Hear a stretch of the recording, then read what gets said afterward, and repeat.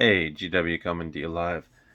Okay, so we're going to talk about Without Warning. It's a 1980 movie, and it has a pretty good cast to it, guys. I'm not going to lie. For a sci fi movie, you really can't get a cast better than this. I mean, you could, but it would be like pulling teeth. First of all, Jack Palance and Martin Landau are in the film. They were also in another film called Alone in the Dark about escaped mental patients.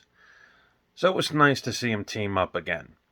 Also, in the very beginning of this film, for maybe about 20 minutes, we see a very young David Caruso. So it was just wild to see him because, the first time I ever saw him was on NYPD Blue. You know, so Jack Palance plays Taylor, and Martin Landau plays Dobbs. Dobbs is an interesting character because he is an ex Vietnam vet who's a little bit psychotic.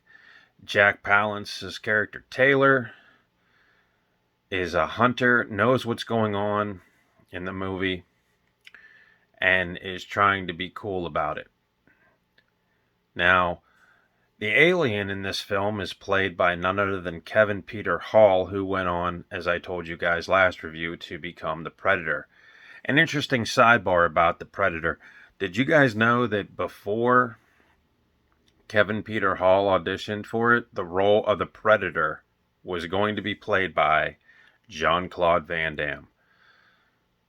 It's an interesting fact. I don't know if it would have made the movie better or worse, but Van Damme uh, allegedly complained about the costume being tight or whatever, so he didn't take the role.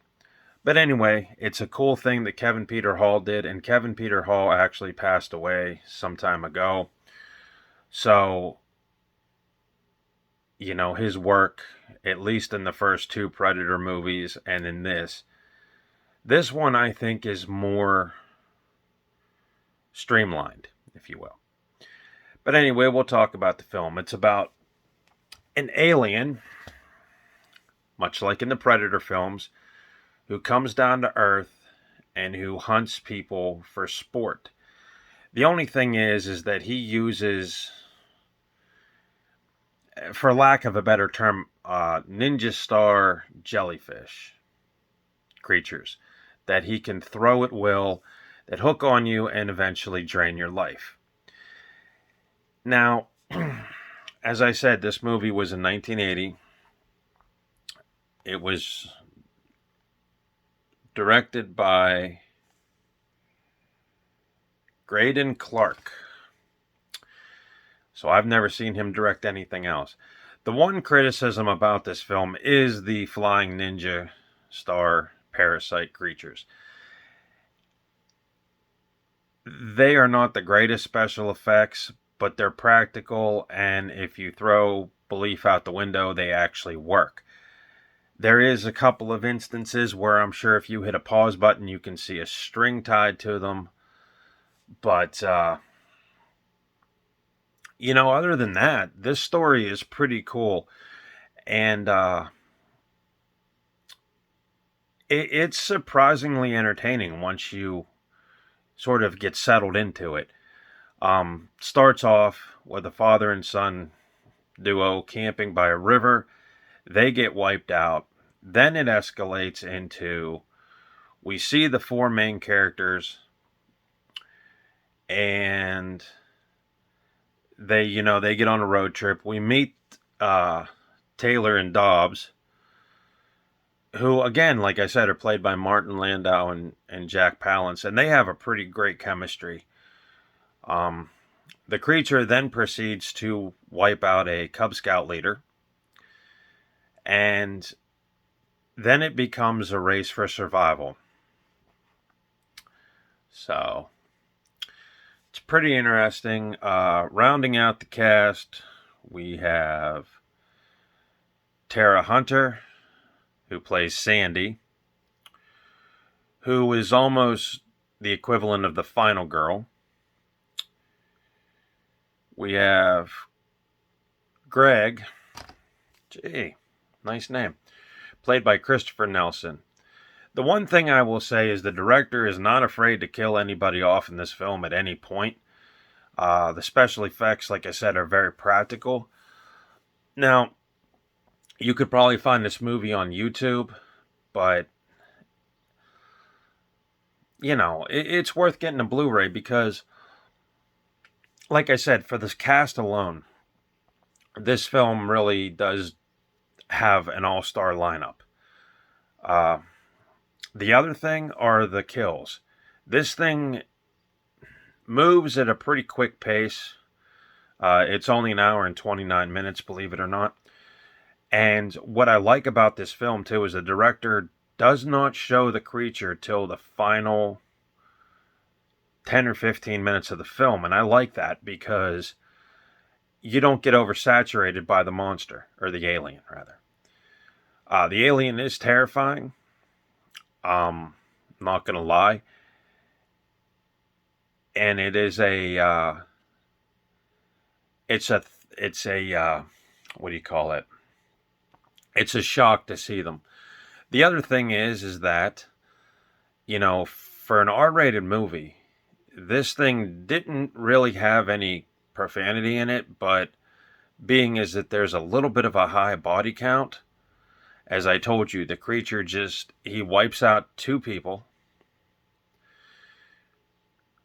In the beginning, he wipes out 2 more, 3. I would say 6 or 7 people die in this thing. So, I think for the 1980s, I think the killing is what got this an R-rated movie. This thing you could see was the genesis for the Predator movie. It was the same concept. Alien comes down to Earth to hunt. Only this alien doesn't take trophies. The Predator movie sort of put that into perspective.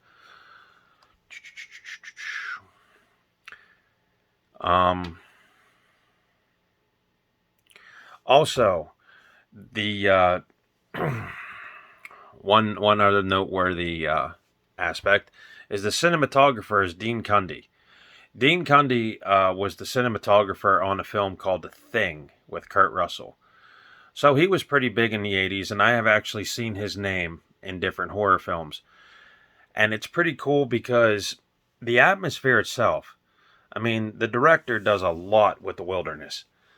Does a lot with the small, local, wilderness / half town sort of deal. Does a lot with it.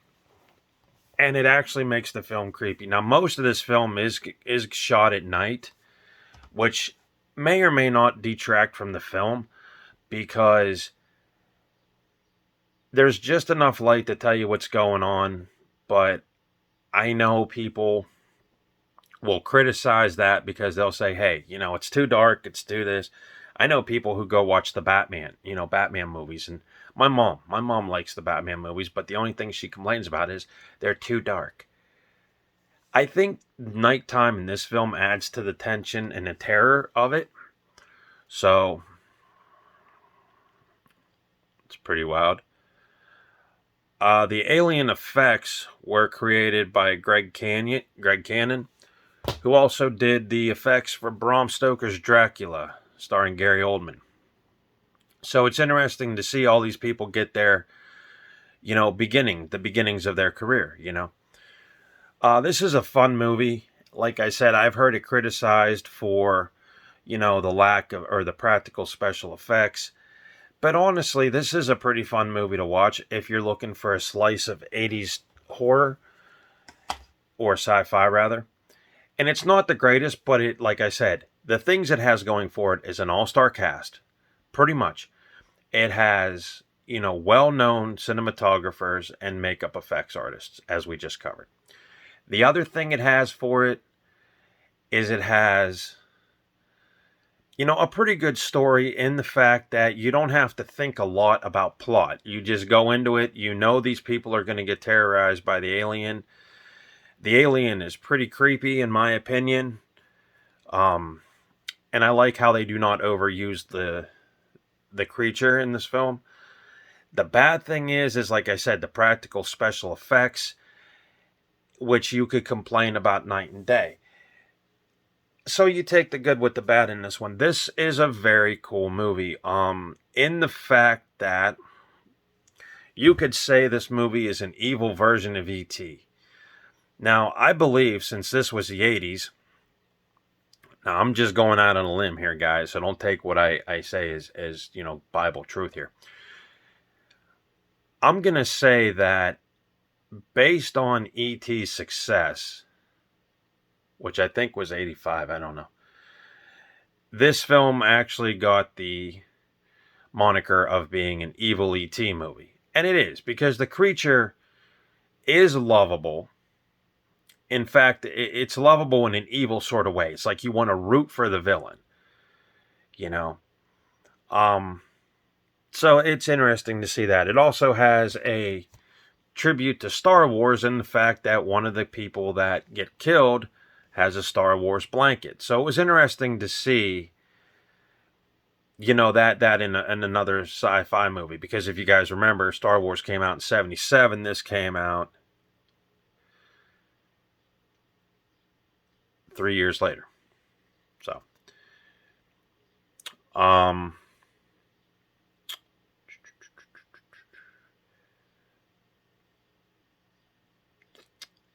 it also stars Larry Storch. Larry Storch was on a movie called Sweet 16 and another Roger Corman film called Humanoids from the Deep. And that film was about amphibious creatures coming out from the sea, taking our women, impregnating them so they could keep their race going. It was a pretty nasty film.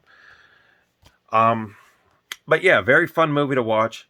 Without Warning, Kino Lorber put it out, and if Kino Lorber puts it out, it's pretty much a classic, and it's definitely a cool slice of 80s. And it's filmed in, I think it's 16 millimeter. I'm not sure.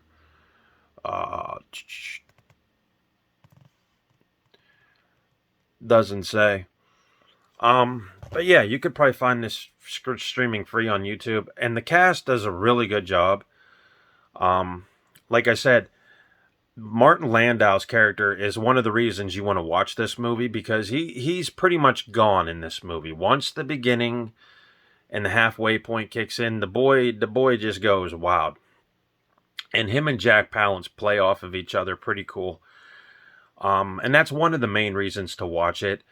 The other main reason to watch it, I would say, would be because of Kevin Peter Hall's performance as an alien.